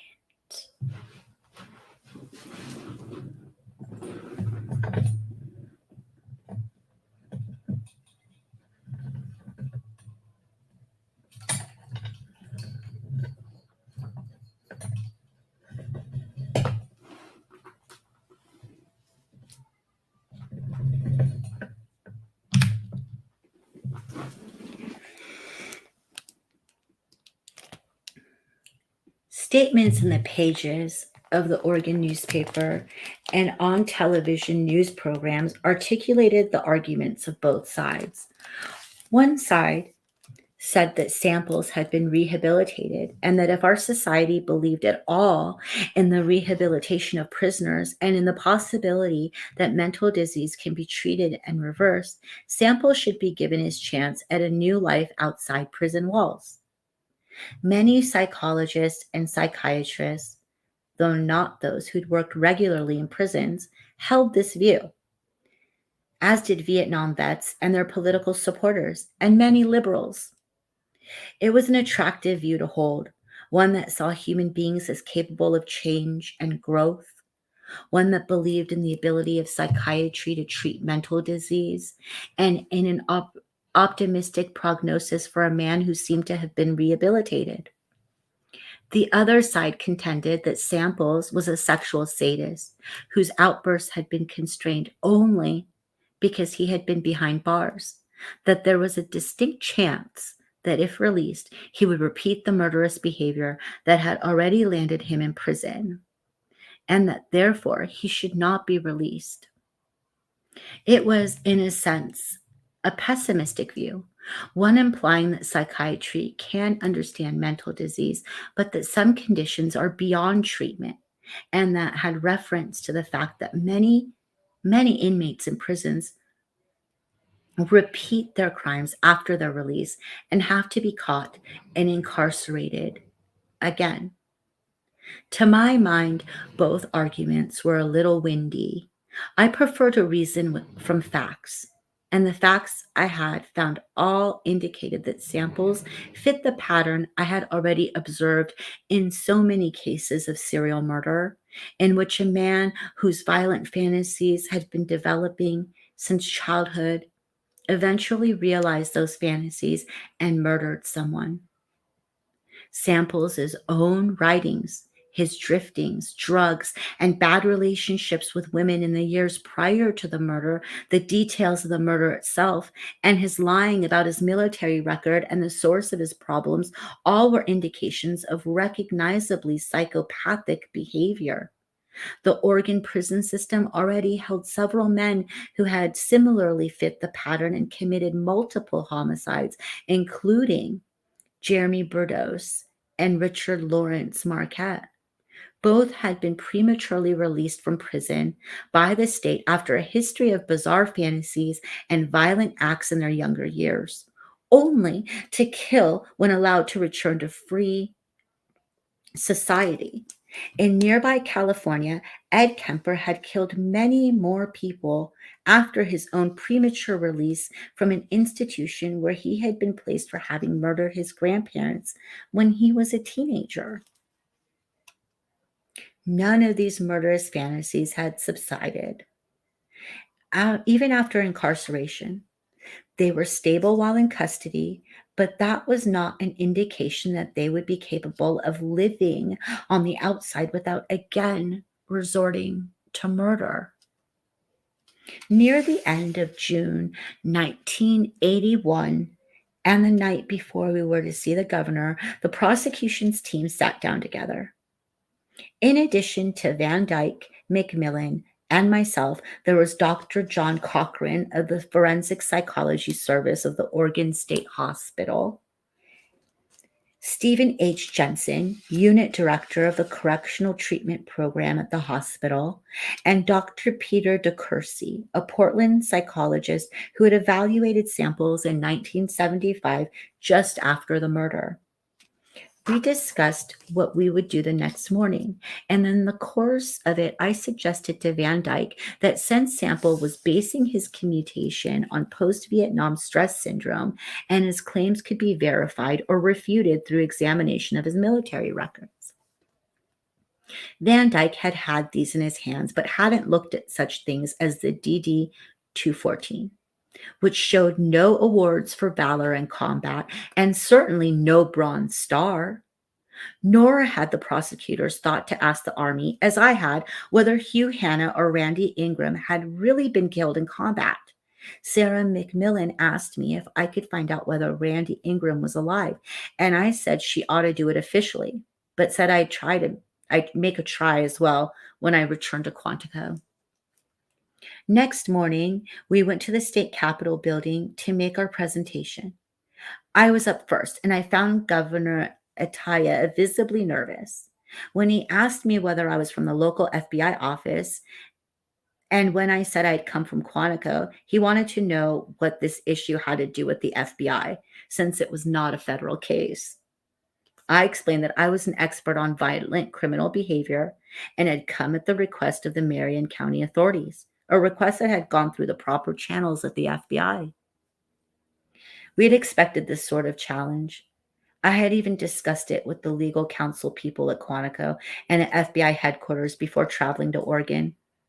We had all agreed that it would be wrong for me to comment specifically on samples, and so I confined my remarks to Atiyeh and his aides to 6 similar cases that I knew very well, including those of Burdos, Marquette, and Kemper. I hit hard on such matters as Burdos and Marquette, stressing that these men had been prematurely released from prison after early murders, and that because of their lifelong violent fantasies that they could not control, they had killed again shortly after release. My presentation was scheduled for 20 minutes. After the first 10, Atiyeh left the room and did not return. We were told he had an important matter to address. I got the distinct impression that the governor had realized the information and advice he had previously received was insufficient for him to have agreed to the commutation. He seemed to prefer to be seen as somewhat distanced from this matter, not personally involved, that it was really a matter to be dealt with by his aides. Those aides listened politely but appeared to make no notes as I continued my presentation. Then the mental health specialists made theirs, which described Duane Samples specifically as a danger to society and a man who would most likely remain so in the future. I flew back home, believing the controversy was now behind me. We had given the governor the information he'd previously not had, and now the matter was in his hands. But the shouting wouldn't stop. Before Governor Atiyeh even rendered his decision, Marquette filed an appeal for commutation similar to that of Samples. Marquette's was similarly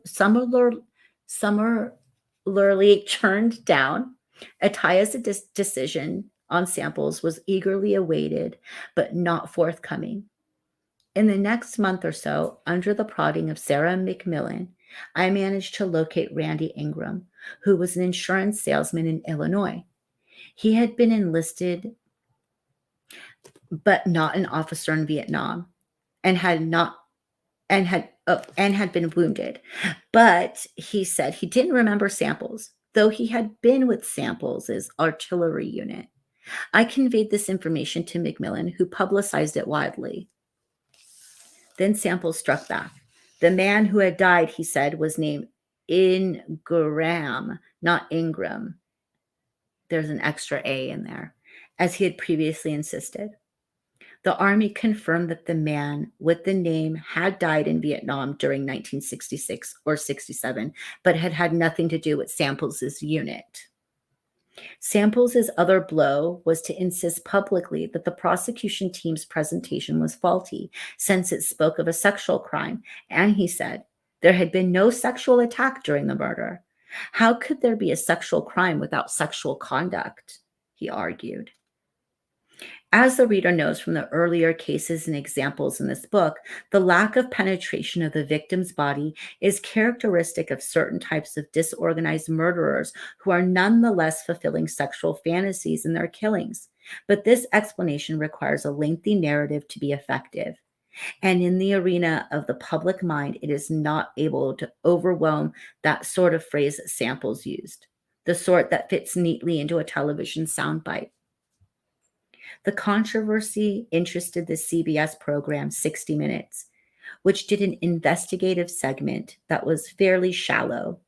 Post-Vietnam stress syndrome was an idea whose time had come, and Duane Samples was an articulate man.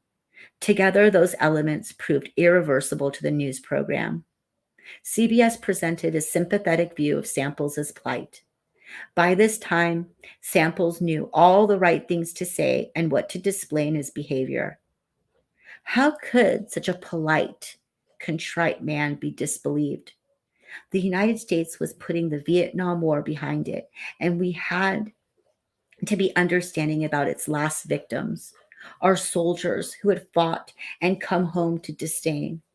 CBS seemed to feel that the clinching argument in the case was that the attempt to impunge Samples by reference to Randy Ingram's non-death had failed. Those attempts were still not complete, however. While in Europe on an Army assignment, I managed to locate Hugh Bud Hanna. He had become a major, assigned to SHAPE headquarters in Belgium, and I talked with him there. He remembered Samples vividly because Samples was supposed to have been his replacement in the forward observer position, and there had been a problem with Samples. The Stanford graduate had been counseling enlisted men against the war and was considered less than stable. Rather than send Samples into combat right away, the brass had decided to return Hanna to that post and see whether Samples straightened out. While in that forward post, Hanna was shot, hit in the mouth, tongue, and palate. When it came time for him to possibly testify against Samples for his anti-war activities, Hanna could hardly speak, and the issue was muted. I conveyed what I knew about Hanna's physical health and other comments to Van Dyke's office, which passed them all to the governor's aides. The summer wore on, and the governor still wasn't making public his decision. Then Samples' former commanding officer got into the act. Toward the end of August 1981, Colonel Courtney Prisk told reporter Bob Smith that he had known Samples in Vietnam, as well as any other commanding officer knows a lieutenant in his unit. Probably better because we talked often.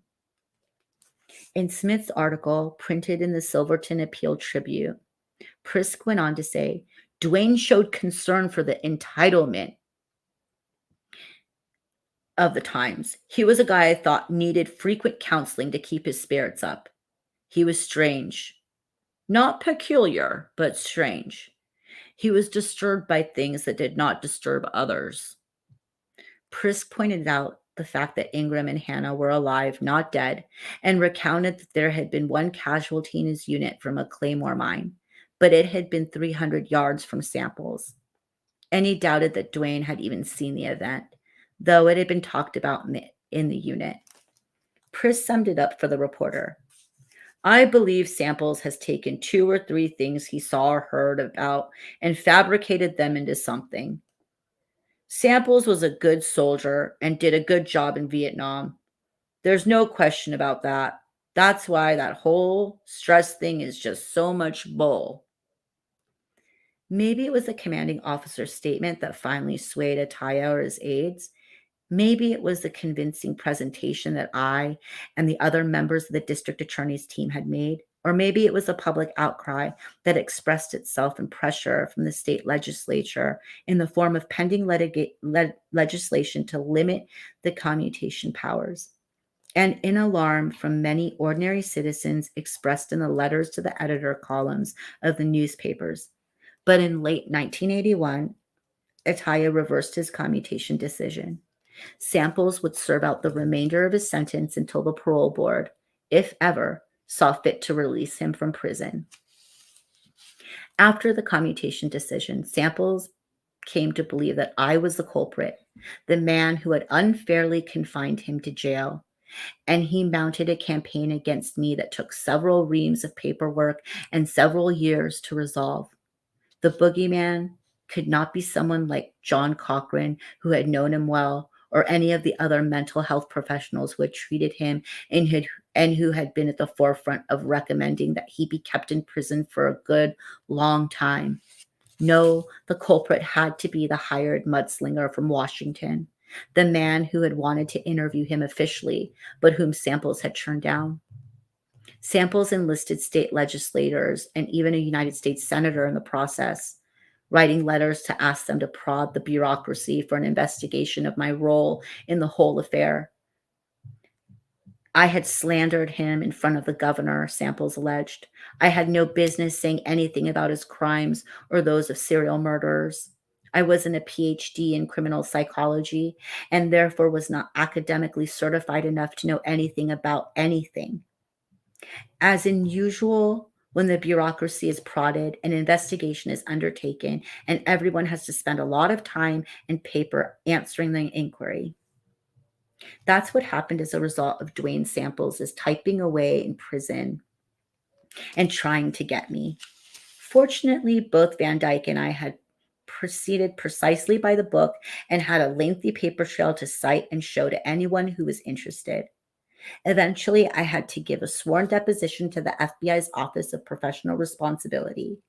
Their decision that I had done nothing wrong ended the official inquiry into the matter. Duane Samples was released from prison in 1991. I certainly hope that he has been truly rehabilitated and will not repeat the sort of crime for which he had previously been convicted. Only his continued proper behavior will demonstrate that, of course.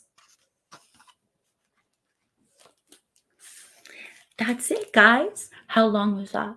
Oh my gosh, almost 2 hours. That was perfect. Next time, we're going to be doing the chapter Tightening the Net. And looks like we're going to be talking about a serial rapist and killer in the LA area. I think it's about, Harvey Murray Glatman from the 50s. Thank you guys so much for spending time with me. Really real. Vanny, Looking Beyond, thank you for being here. Looking Beyond, we missed you so much in Zav's chat the last couple of months. Turn to Lone. Thank you guys. The Weird Mom, if you're still here. You guys, thank you so much for being here. Enjoy your evening. I tried to make it nice, but I think this light kind of messes with it. Yeah. See, I think that would have been a little better. Okay, but then I don't think I could read. I have to have like a little light for. Okay, so next time I won't do this because that's, I think, better. Good to know. Hi, Steph. Thank you guys so much. Thank you guys. We'll talk soon. Probably on Zav's channel. I'll try to do another one. I'm leaving in a week, for a week. So try to do another one. Yes, go to bed, Bammy. Anybody, Darksea can't go to bed. She's in the middle of her day. But if you guys can go to bed, get cozy and go to sleep. He's sleeping.